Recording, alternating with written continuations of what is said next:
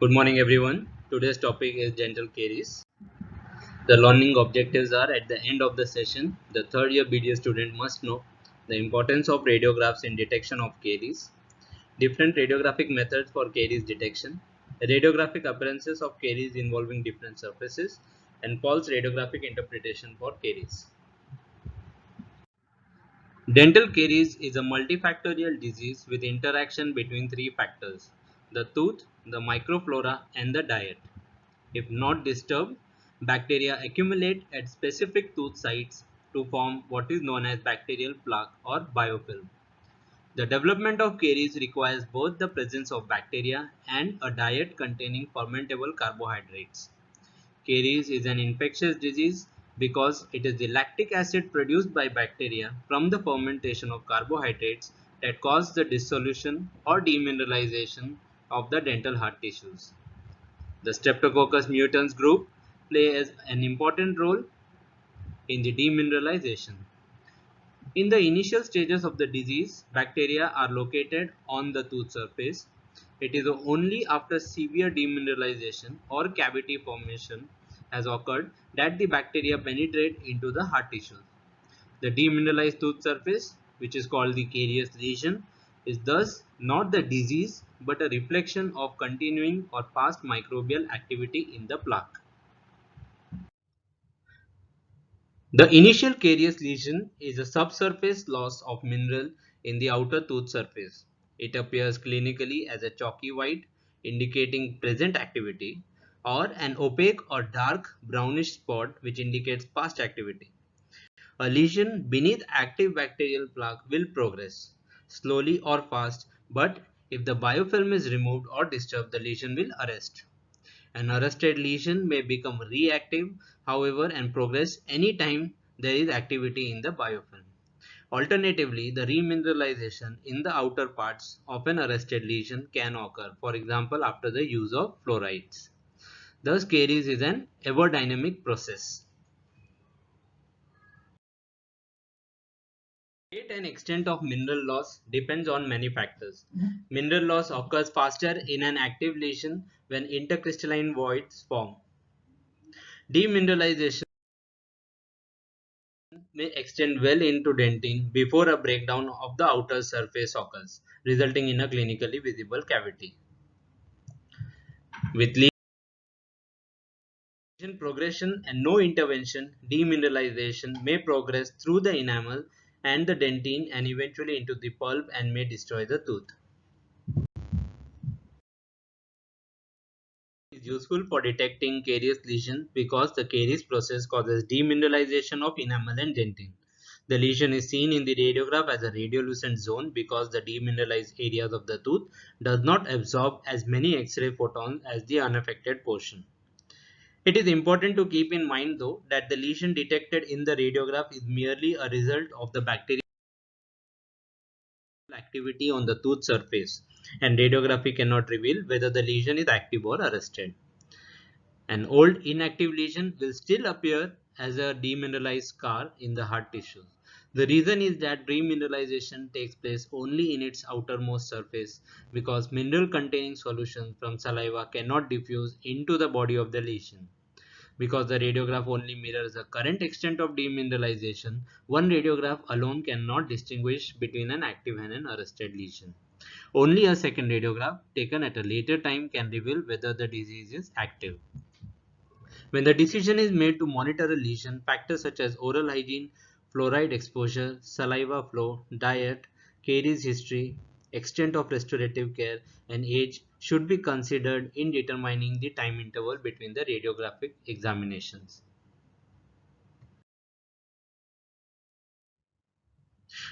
Radiography is a valuable supplement to a thorough clinical examination of the tooth for detecting caries.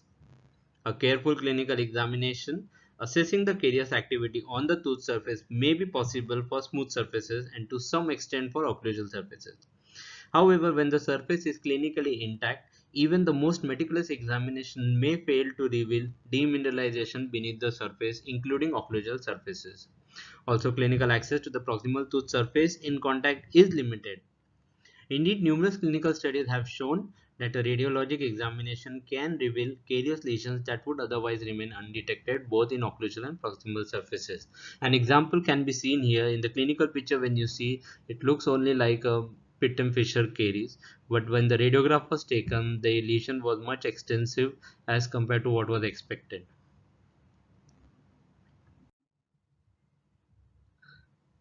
Coming to radiographic methods for caries detection, there are two major radiographic methods. One is the conventional imaging technique and the digital imaging. In conventional technique, the bite-wing projection is the most useful radiologic examination for detecting caries. The use of a film holder with a beam aiming device reduces the number of overlapping contact points and improves image quality, thus minimizing the interpretation errors. Traditionally, size 2 adult films are used for a bite-wing examination from the age of approximately 7 to 8 years onward. When it is necessary to examine all the contact surfaces from the cuspid to the most distal molar, one or two bite-wing films per side are required, depending on the number of tooth that are present. The use of single size 3 film often results in overlapping contact points and cone cut images and is not recommended. In small children, the size 0 or child film may be used instead of a size 2 film. The second important technique in conventional imaging is the periapical radiograph. The periapical radiographs are useful primarily for detecting changes in the periapical bone. Use of a paralleling technique for obtaining periapical radiograph increases the value of this projection in detecting caries of both anterior and posterior teeth, especially with heavily restored tooth. We can see this with the help of an example. This is an X-ray taken with the help of bisecting angle technique, and you may notice the amount of horizontal overlapping in the proximal region. The same tooth, when it was taken with the help of paralleling angle technique, you can see it revealed the proximal caries in the canine region. Thus, the paralleling technique helps in detecting the caries better because of its reduced horizontal overlapping. The second important radiographic method is the digital imaging. Now, this is a known fact that digital imaging is superior to conventional imaging in terms of lower radiation exposure, faster image processing, better image quality, and the option to modulate the image characteristic even after exposure. Now, digital imaging includes two types. One is with the help of a solid state sensor with the cord that connects the receptor to the computer, and the image is displayed immediately after exposure. And the second is a storage phosphor plate or PSP plate that uses a film-like plate which stores the image temporarily after exposure, and when it is processed, the image is displayed.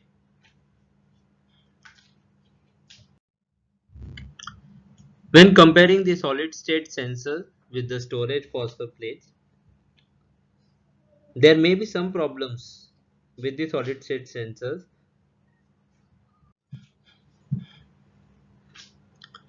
First, the surface area of the sensor is smaller than the surface area of a size 2 film, resulting in the display of fewer interproximal tooth surfaces per bite-wing image than with the film. Further, the stiffness and the increased thickness of these sensors results in more projection errors and retakes. Thus, PSP plate is a better option when compared to the solid state sensors. Another important technique in digital imaging is the digital subtraction radiography or DSR, which has been used for caries progression monitoring. Two images of the same objects are registered. The image intensities of corresponding pixels are subtracted and a uniform difference image is produced. The brighter area, they represent what has been gained, and darker area represent what has been lost. Now, projection geometry of both two images should be same to avoid errors in distinguishing the actual changes, and thus both the images should be taken with the help of a paralleling technique. Let us look at the guidelines for ordering radiographs for caries detection in short. Now, the guidelines recommend that a child with primary dentition who is cooperative and has close posterior contacts have only bite-wing radiographs to examine for caries. Additional periapical or occlusal views are recommended only in case of clinically evident disease or specific history or clinical indication. For radiographic examination of new patient in the transitional dentition after eruption of the first permanent tooth for adolescent and for adult patient, the guidelines recommend bite-wing radiograph for assessing the dental caries. The presence of generalized dental disease often indicates the need for a full mouth radiograph. For caries progression monitoring using radiographs, the guidelines recommend bite-wing radiograph for recall patients to detect interproximal caries. Patient has clinically demonstrable caries or the presence of high risk factors. Such patients should be exposed with bite wings at 6 to 12 months interval for children and adolescents and 6 to 18 months of interval for adults until no carious lesions are clinically evident. Those patients who are not at high risk for caries, bite wing radiograph exposed at 12 to 24 months interval for the child, 18 to 36 months interval for adolescent, and 24 to 36 months for adults. Note that individuals can change risk category going from high to low risk or the reverse. Moving forward, let us learn the typical radiographic appearance of caries involving different surfaces. We will start with occlusal surface caries. Carious lesions in children and adolescents most often occur on occlusal surfaces of posterior teeth. The demineralization process originates in enamel pits and fissures where bacterial plaque can gather. The lesion spreads along the enamel rods and if undisturbed penetrates to the dentoenamel junction, that is DEJ, where it may be seen as a thin radiolucent line between the enamel and the dentine. As we can see in this image, this is the dentoenamel junction and you can appreciate the thin radiolucent line which is seen along the DEJ. Occlusal lesions commonly start in the sides of the fissure wall rather than at the base and then tend to penetrate nearly perpendicular towards the dentoenamel junction. Early lesions appear clinically as chalky white, yellow brown or black discoloration of the occlusal fissures clinically. Finding such discolored fissures in a clinically intact occlusal surface suggests that a radiologic examination is indicated to determine whether a carious lesion has penetrated beyond the DEJ. If the lesion has not crossed the DEJ, it may not be visible in the radiograph. As can be seen, when it is clearly crossing the DEJ, it is more readily appreciable as compared to when it is limited to the DEJ.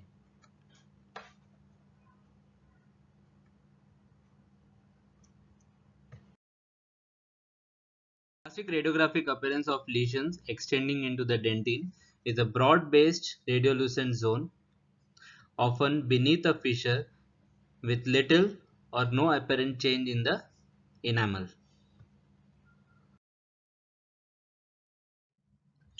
The deeper the occlusal lesion, the easier it is to detect on the radiograph.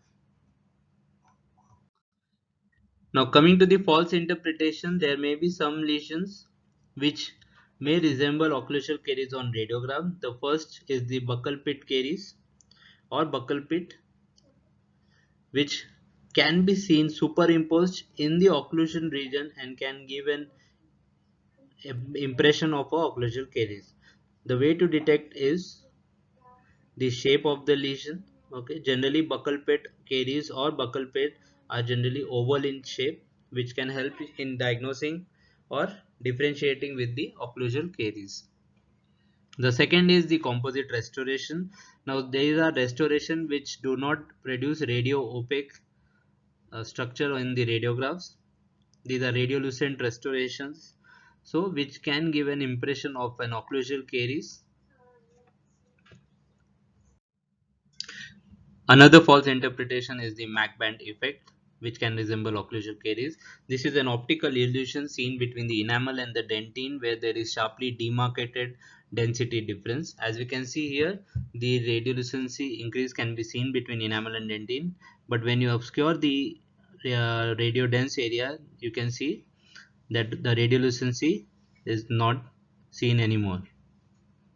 So this is the Mach band effect.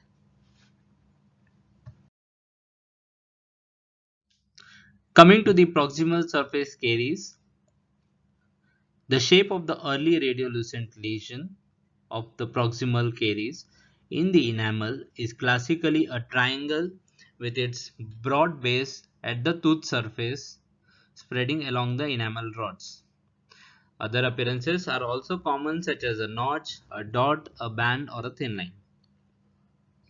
When the demineralizing front reaches the dentino-enamel junction, it spreads along the junction, DEJ junction, frequently forming the base of a second triangle with its apex directed towards the pulp chamber.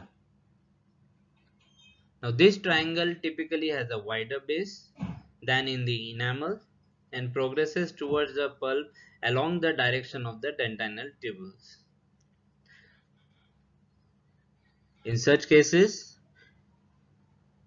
it can also be remembered with the help of the fast forward sign because it resembles very much like the fast forward sign, where you can see the two triangles with the base on the outer surface.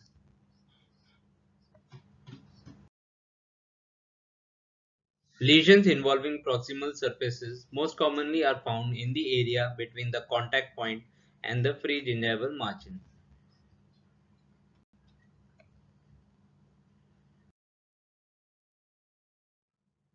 The fact that this type of lesion does not start below the gingival margin helps distinguish a carious lesion from the cervical burnout,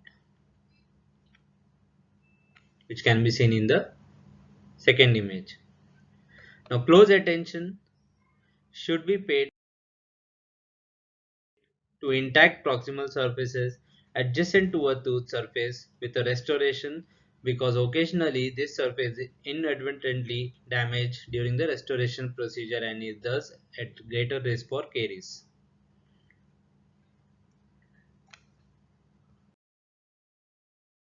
The proximal surfaces of posterior teeth are often broad. The loss of small amounts of mineral from incipient lesions and the advancing front of active lesions are often difficult to detect in the radiographic image.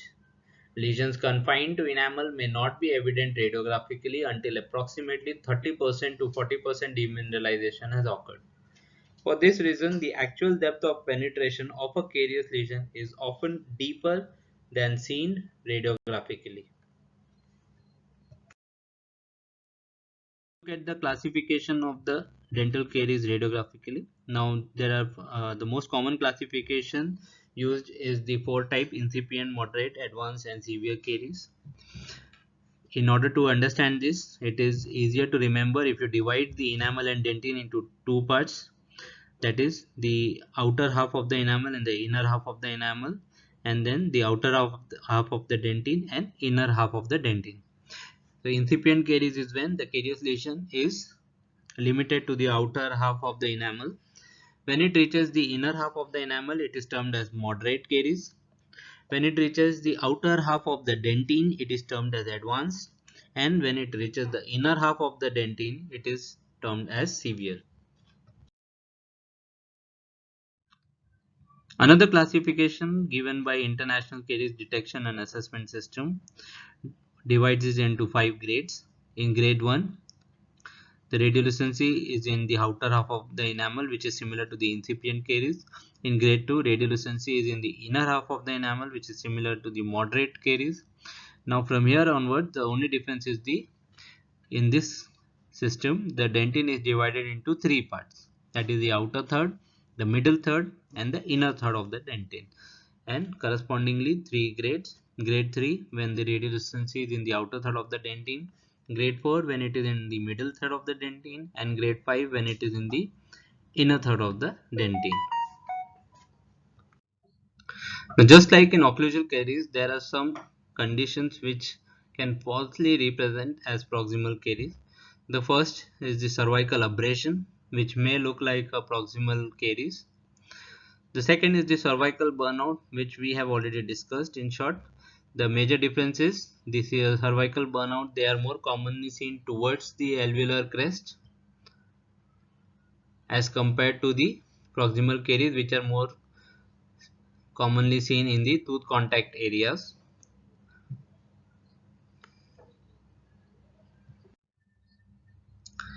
Then the McBand effect, which we have again discussed previously, when there is sharply demarcated density differences, an optical illusion is seen, which represents as a radiolucent line or band. Then enamel hypoplasia, again, which can give an impression of a proximal caries. Then concavities which are present on the tooth, for example in this case on the lateral incisor, the mesial concavity gives an impression of a proximal caries. Coming to the buccal and lingual surface caries, buccal and lingual carious lesions often occur in enamel, pit and fissures of the teeth. When small, these lesions are usually round. As they enlarge, they become elliptical or semilunar. They demonstrate sharp, well-defined borders, and it may be difficult to differentiate between buccal and lingual carious lesions on radiograph. When viewing buccal or lingual lesions, the clinician should look for a uniform, non-carious region of enamel surrounding the apparent radiolucency. This well-defined circular area represents parallel, non-carious enamel rods surrounding the buccal or palatal lesions. Occlusal lesions, however, ordinarily are more extensive than the lingual or buccal caries, and their outline is not as well defined. Clinical evaluation with visual and tactile methods is usually the definitive method of detecting buccal or lingual caries. Root surface caries. Root surface lesions involve both cementum and dentine and are associated with gingival recession. The exposed cementum is relatively soft and usually only 20 to 50 micron meter thick near the cemento-enamel junction, so it rapidly degrades by attrition, abrasion and erosion.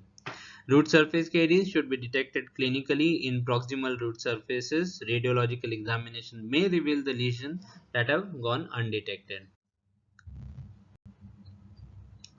In this case, we can see the evidence of the root caries below the CJ.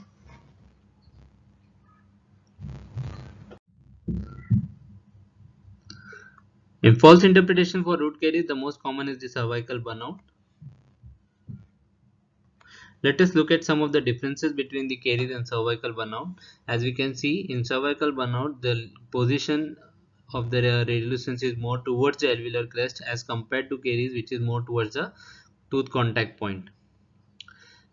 The radiolucency seen in cervical burnout are more well demarcated and can sometimes be seen as band-like. Whereas in caries, it is diffuse, irregular, and when we see in proximal caries, they are more of a triangular in shape. The most important point is the knife edge CEJ junction is intact in the cervical burnout, which again helps in differentiating it with the caries, where because of the demineralization, the knife edge CEJ area is lost. In rampant caries, the severely rapidly progressing caries destruction of tooth is termed as rampant caries and is usually seen in children with poor dietary and oral hygiene habits. This condition, however, is becoming increasingly rare because of the widespread availability of fluoride in water supplements and topical application and enlightened practice of good nutrition and hygiene. Rampant caries may also be seen in people with xerostomia. The radiographs of individuals with rampant caries demonstrate severe caries destruction, especially of the mandibular anterior teeth.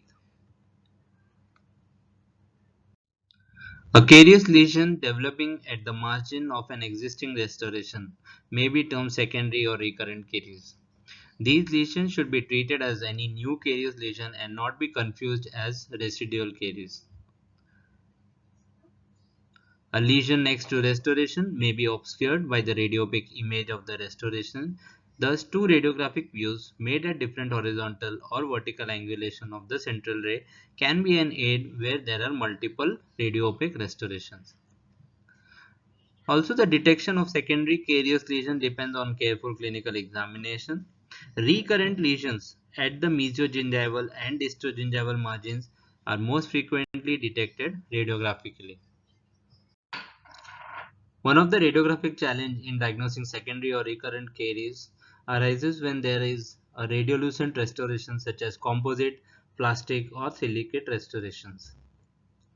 It is still possible, however, to identify and differentiate these radiolucent materials from caries by their well-defined and smooth outline reflecting the preparation or from their radiopaque lines. Now in this case we can see the well-defined tooth preparation area seen, which is the composite restoration, and the ill-defined area which represents the secondary or recurrent caries. Patients who have received therapeutic radiation to the head and neck may have a loss of salivary gland function leading to xerostomia and a change in the bacterial flora and possibly intrinsic change to the tooth surface. Untreated, this induces rampant destruction of the teeth, which is termed as radiation caries. Typically, the destruction begins at the cervical region and may aggressively encircle the tooth, causing the entire crown to be lost, with only root fragments remaining in the jaws. The radiographic appearance of radiation caries is characteristic, which is radiolucent shadows appearing at the neck of the teeth, most obvious on the mesial and distal aspects as seen in this radiograph. With this, we come to the end of the session. Thank you.